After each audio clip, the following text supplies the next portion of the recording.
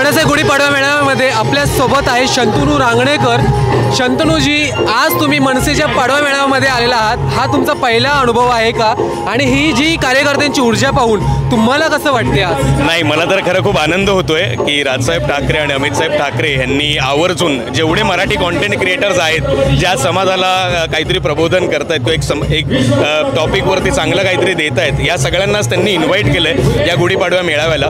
आणि मी राहतोच इथे, त्यामुळे माझ्यासाठी अजून एक आनंदाचा सोहळा हा आहे की नेहमी मी हे घरी बसून बघायचो, पण आज पहिल्यांदा प्रत्यक्षात इथे येऊन अशा म्हणजे या सगळ्या कॉन्टेंट क्रिएटर्समध्ये पहिल्यांदा साहेबांचं भाषण ऐकणार आहे. आणि बाकीचे जेवढी लोक आहेत इथे त्या सगळ्यांची ऊर्जा बघून अजून मजा येते. आणि आता बघूया पुढे काय धमाल होणार आहे. तुम्ही आता म्हणला की या सर्वांना बघून मला ऊर्जा येते. तुम्ही ज्या नेत्याला किंवा ज्या माणसाला लहानपणापासून पाहताय, तो माणूस आज तुमच्यासमोर इथे भाषण करणार आहे, तर तुम्हाला काय भावना आहे किंवा तुमच्या काय अपेक्षा आहेत की साहेबांचे त्या भाषणामध्ये हे मुद्दे असावेत? काहीतरी तुमच्या डोक्यात काहीतरी तुम्ही भाषण घेऊन आला असाल तर काही ते शेअर करू शकता का? नाही, ॲक्च्युली मी असा काही विचार करून नाही आलो आहे, पण मी नेहमी लहानपणापासून नेहमी साहेबांचे भाषणं बघत आलो आहे. मी त्यांचा खरं मुळात एक फॅन आहे, कारण की एक आर्टिस्ट म्हणून सुद्धा साहेबांना जेव्हा मी बघतो तेव्हा ते सुद्धा मला एक आर्टिस्ट वाटतात. कलाकारांना जपणारा एक कलाकारी नेता असं मला नेहमी साहेबांना बघून वाटतं. त्याच्यामुळे आम्हा कलाकारांना वाव देणं, आम्हाला प्रोत्साहन देणं, हे जे साहेबांनी सुरू केलं ह्याच्याबद्दल तर मला अजून आनंद होतो. कारण की डिजिटल मीडिया हे खूप नवीन आलं आहे, पण त्या नवीन गोष्टीला घेऊन सुद्धा साहेबांची जी एक विजन आहे की आम्हाला सुद्धा कसा एक वाव मिळेल, आम्हाला सुद्धा अजून प्लॅटफॉर्म्स कसे मिळतील, हे खूप सुंदर आहे. माझ्या मते आजच्या भाषणात महाराष्ट्राबद्दल किंवा अजून कसं विकास होणार आहे किंवा त्यांची काय विजन आहे पूर्ण महाराष्ट्राला घेऊन, मराठी माणसाला घेऊन, माझ्या मते ते आज व्ह्यूज त्यांचे कळतील. पण मी ह्याच्यातच खुश आहे की मी आज इथे येऊन त्यांना प्रत्यक्षात बघतोय. ज्या माणसाला आजपर्यंत टी व्हीत बघत आलो त्यांना आज प्रत्यक्षात बघणं हेच माझ्यासाठी मोठी गोष्ट आहे. तुम्ही बऱ्याचदा राजसाहेब ठाकरेंना प्रत्यक्ष जाऊन भेटलात, घरी भेटलात, इव्हेंटमध्ये भेटलात. त्यांच्यातला असं कुठला असा एक गुण आहे की प्रत्येक युवकाने तो अंगीकारला पाहिजे? मला असं वाटतं की साहेबांकडनं शिकण्यासारख्या बऱ्याच गोष्टी आहेत. ऑब्झर्वेशन एक गोष्ट आहे, त्यांचा जो एक विटीपणा आहे त्यांच्या उत्तरांमध्ये, म्हणजे जो एक क्विक डिसिजन मेकिंग पॉवर आहे किंवा एक क्विक थिंकिंगची जी गोष्ट आहे ती आम्ही खूप ग्रास्प करू शकतो. किंवा त्यांची जी बोलण्याची पद्धत आहे, जी शैली आहे, किंवा केवढं थेट आपण एखादा मुद्दा मांडू शकतो, बोलू शकतो, एखाद्या विषयाकडे कशा पद्धतीने बघू शकतो आणि तो कसा सॉल्व्ह करू शकतो. It always should be solution oriented, not problem oriented. आणि मला असं वाटतं की त्यांचा जो दृष्टिकोन आहे या सगळ्या गोष्टींमध्ये आम्हाला बघता येतं, इन्कल्केट करता येतं. आणि त्यांचा जो आर्टिस्टिक अँगल आहे हा सुद्धा मी लक्षात ठेवून की एखादा माणूस प्रत्येक गोष्टीत कसा असला पाहिजे हे मी शिकतो आणि माझ्या जीवनात अंमल करायचा प्रयत्न करतो. नमस्कार, मनसे गुढीपाडवा मेळाव्याच्या निमित्ताने आपल्यासोबत आहेत सुप्रसिद्ध रील स्टार. त्यांची ओळख आपण सांगण्याची वेगळी अशी काही गरज नाही आहे. राजसाहेबांचे आवडते असे अथर्वजी सुदामे. तर आज तुम्ही मनसेच्या गुढीपाडवा मेळाव्यामध्ये आलेला आहात. कार्यकर्त्यांची ही ऊर्जा, वातावरणातली ऊर्जा पाहून तुम्हाला आज कसं काय वाटतंय? आज पहिली मोठी अशी मी सभा बघतोय, म्हणजे कॉन्सर्ट म्हणायला काही हरकत नाही. कॉन्सर्टला पण मी एवढी कधी गर्दी पाहिलेली नाही आणि ते आज मला पाहायला मिळते. आणि आता सगळ्यांनाच उत्सुकता आहे साहेबांच्या भाषणाची. तर बघू, तुम्ही राजसाहेबांचे किंवा राजसाहेबांनी भाषणामध्ये तुमचा अनेकदा उल्लेख केलेला आहे की माझा आवडता रील स्टार अथर्व सुदामे. तर त्यावेळेस तुम्हाला असं काय वाटतं की इतक्या गर्दीमधून राजसाहेबांनी मला उल्लेख करावा माझा, तेव्हा तुम्हाला असं काय असं वेगळं काय वाटतं की मी काहीतरी वेगळं करतोय आणि ते साहेब मला त्याची दखल घेत आहेत, तेव्हा काय भावना असते एकजण? ते खरं तर सांगणं सोपं नाही आहे की काय वाटतं मला, कारण का एवढ्या ह्याच्यातनं ते आपलं नाव घेतात किंवा ते म्हणतात की मला याचं काम आवडतं. तर ह्याच्यापेक्षा मोठी गोष्ट काय असू शकत नाही. त्यामुळे शब्दात सांगणं ते अवघड आहे, पण छानच वाटतं. म्हणजे काय त्याच्यात दुसरा शब्द नाही. राजसाहेब ठाकरेंचा बेधडकपणा हा जो गुण आहे तो तुम्हाला असं वाटतं का आजच्या युवकांनी अंगीकृत करून समाज माध्यमांचा वापर करून अनेक सामाजिक प्रश्न आहेत त्यावरती काही आवाज उठवला पाहिजे, जेणेकरून समाजामध्ये काही अनेक चांगले बदल घडतील?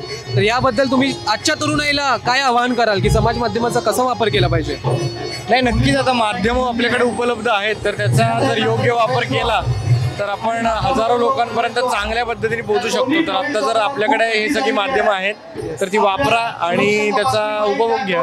येस, आज तुम्ही इथे पाडवा मेळाव्यामध्ये आलेला आहात. आज खरं तर आज नवीन वर्षाची सुरुवात आहे. तर तुमचे येणाऱ्या काळामध्ये काही नवीन प्रोजेक्ट्स आमच्या चाहत्या वर्गासाठी काही गुड न्यूज आहे का? नवीन प्रोजेक्ट म्हणजे आता मी असं खरं काही ठरवून करत नाही, पण आत्ता मी सध्या लाईव्ह शो करतोय किंवा यूट्यूब पण आता करतोय, तर त्याच नवीन गोष्टी आहेत. वेगळं असं नवीन काही नाही आहे, पण बघू जसं जसं सुचेल तसं करत राहील. नक्कीच तुम्हाला आणि तुमच्या परिवाराला नवीन वर्षाच्या हार्दिक शुभेच्छा. धन्यवाद. नमस्कार. मनसे गुढीपाडवा मेळाव्यामध्ये आपल्या सोबत आहेत आर्यक पाठकजी. नमस्कार. तुम्हाला सर्वप्रथम गुढीपाडव्याच्या आणि नवीन वर्षाच्या खूप खूप शुभेच्छा.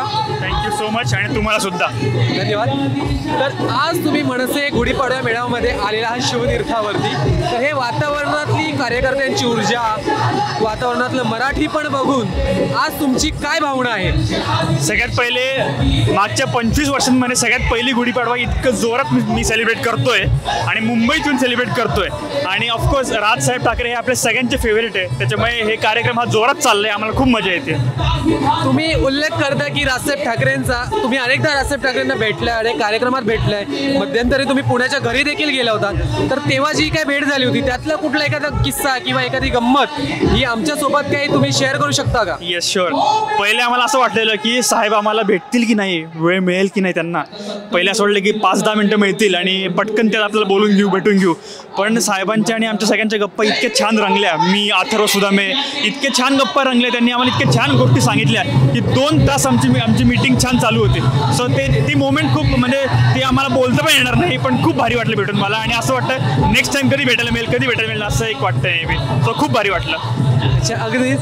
तुम्ही म्हणता की राजसाहेब ठाकरेंना भेटावं असं वाटतं, पण असंच बऱ्याच महाराष्ट्र जनतेला वाटतं की राजसाहेबांना आम्हाला मुख्यमंत्री म्हणून बघावं वाटतं. तर तुमच्याही मनातले मुख्यमंत्री किंवा तुम्हाला असं वाटतं की राज ठाकरेंनी एकदा तरी मुख्यमंत्री बनावं?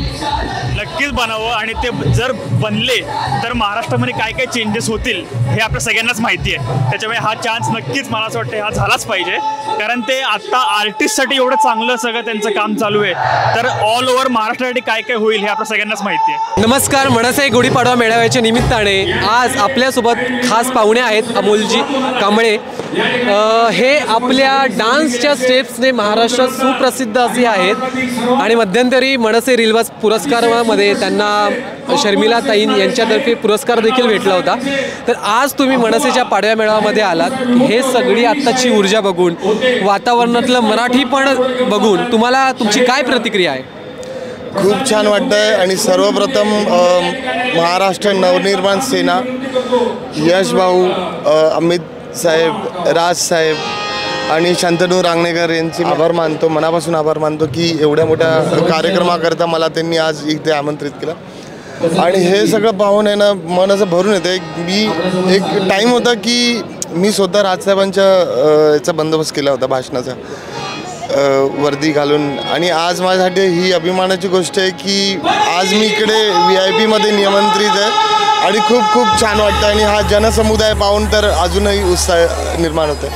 तुम्ही आत्ताच उल्लेख केला की कधी काळी तुम्ही सभेचा बंदोबस्त वर्धीमध्ये इथे उभे राहून केला होता आणि आज तुम्ही तुमच्या कलेच्या जोरावरती आज वेगळी ओळख निर्माण केली आणि आज तुम्ही विशेष निमंत्रित म्हणून आज इथे सभा अटेंड करताय.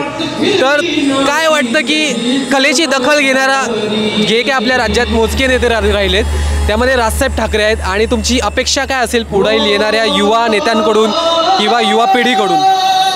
नक्कीच मी या गोष्टीसाठी अतिरिक्त आभार मानेन साहेबांचे की त्यांनी ज्या लोकांच्या अंगी कला आहेत त्यांना वावगुण देण्यासाठी हा मंच आणि खूप छान असं रीलबाज पुरस्कार उपलब्ध करून दिलेला आहे. याच्यामुळे लोकांमध्ये आणि जे यंगस्टर्स आहेत, तरुण आहेत आपले, जे करू इच्छिता या क्षेत्रामध्ये काहीतरी काम, त्यांसाठी खूप मोठं एक चान्स किंवा संधी उपलब्ध करून दिलेली आहे साहेबांनी.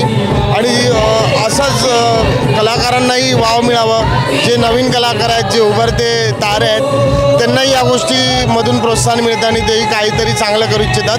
तर त्यासाठी महाराष्ट्र नवनिर्माण सेनेचा आभार आहेत, खूप खूप आभार आहेत. तुम्ही सरकारी अधिकारी देखील आहात. आज सोशल मीडियाचा वापर करून आज तुम्ही इतके प्रसिद्ध झालेला आहात. तर आजच्या येणाऱ्या युवा पिढीला समाज माध्यमांबद्दल आपण काय आवाहन कराल की समाज माध्यम हे दुहेरी तलवार आहे, त्याचा जसा दुरुपयोग होतो तसा त्याचा सदुपयोग देखील करून आपण सामाजिक प्रश्नांवरती आवाज उठवू शकतो. याबाबत आपण तरुणाईला काय आवाहन काय कराल? सोशल मीडिया एक असं प्लॅटफॉर्म आहे ना की जसं तुम्ही बघाल तसं ते आहे. तुम्ही त्याकडे वाईट याच्या दृष्टिकोनातनं बघाल तर ते वाईटच होणार, तुमच्याकडनंही वाईट घडणार. पण एक चांगला दृष्टिकोन घ्या एक समाजासाठी चांगले मेसेज म्हणून काहीतरी काम करा आणि निश्चितच तुम्हाला चांगलं यश मिळेल असं मला वाटतं. नमस्कार, या आहेत अंकिताजी वालवारकर. आज मनसे गुढीपाडवा मेळाव्यामध्ये यांची आज इथे भेट झाली आहे.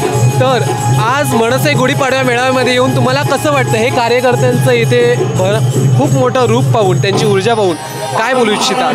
खूप छान वाटतं. म्हणजे लहानपणापासून मी टी व्हीवरतीच बघायचो आम्ही या प्रोग्राम, आणि आता असं वाटलं की साहेबांना स्वतः इथे प्रत्यक्षात आम्हाला भाषण बघायला मिळणार आहे आणि ऐकायला मिळणार आहे, तर खूप छान वाटतंय. तुम्ही मनसेच्या माध्यमातून किंवा राजसाहेबांच्या खूप साऱ्या भेटींतून एक नेहमी असं म्हणत आलात की युवकांनी राज ठाकरेंकडून बरंच काही शिकत आहे हो. तर तुम्ही असे त्यांचे कुठले असे गुण स्वतःमध्ये अंगीकृत करून घेतले आहेत की अवलंबून घेतले आहेत, ते तुम्ही सांगू इच्छिता कार्यकर्त्यांना? त्यांचा एकच गुण आहे, स्पष्ट वक्तेपणा. ते जे काही आहे ते स्पष्ट बोलतात आणि निर्भीडपणे बोलतात. तोच गुण सगळ्यांनी घ्यावा आणि तो आहे थोडाफार माझ्या मते. म्हणूनच मला राज ठाकरे जास्त चांगले. तुमच्या सोशल मीडियाच्या पोस्टवरून असं नेहमी एक दिसतं की हाच गुण तुम्ही अंगीकृत केलेला आहे आणि तुम्ही जिथे चुकीच्या गोष्टी घडतात त्या बेधडकपणे मांडत असतात. 2 दिवसापूर्वी टोलचा आता एक मुद्दा झाला की टोल डबल तो लोकांकडून कट करून घेत आहेत. तर तो ॲक्च्युली मुद्दा काय होता? तो मुद्दा असा होता की स्कॅन होत नाही आहे तुमचा फास्टॅग. म्हणजे त्याच्यामध्ये अमाऊंट असताना स्कॅन होत नाही आहे. मग ते सांगतात की तुम्ही कॅशमध्ये पेमेंट करा. आणि आपण असं असतो मागे गाड्यांची रांग आहे तर ठीक आहे चला कॅशमध्ये घ्या. मग जेव्हा घरी पोहोचलो तेव्हा मला असं कळलं की फास्टॅगमधनं पण पैसे कट झाले. मग तेव्हा मी तो मुद्दा असाच सोडला की 45 रुपयेच तर आहेत, जाऊ दे म्हणून मी काही त्याच्यावरती बोलले नाही. पण नंतर लक्षात आलं की असं सगळ्यांनीच जर 45 रुपये आहेत म्हणून सोडून दिलं तर काही होणार नाही. पण माझ्याकडे एक प्लॅटफॉर्म आहे जिथून मी बोलले तर काहीतरी घडू शकतं, म्हणून मी त्या मुद्द्यावरती एक छोटासा व्हिडिओ टाकला की ते 45 रुपये मला हवेत म्हणून नाही, पण असं घडतंय. आणि त्याच्यावरती ॲक्शन घेतली गेली, जी मनसेकडनंच घेतली गेली. आणि आता असं त्यांनी डिसिजन दिलं आहे की जर तुमच्या फास्टॅगमध्ये अमाऊंट असेल आणि फास्टॅग गाडीला असेल आणि स्कॅन नाही झाला तर तुम्ही जाऊ शकता. तुम्हाला कॅशमध्ये पेमेंट करायची गरज नाही. जेव्हा तुम्ही फास्टॅग रिचार्ज कराल तेव्हा त्यातून ते ऑटोमॅटिक कट होतील. सो हा इम्पॅक्ट होणं गरजेचं आहे.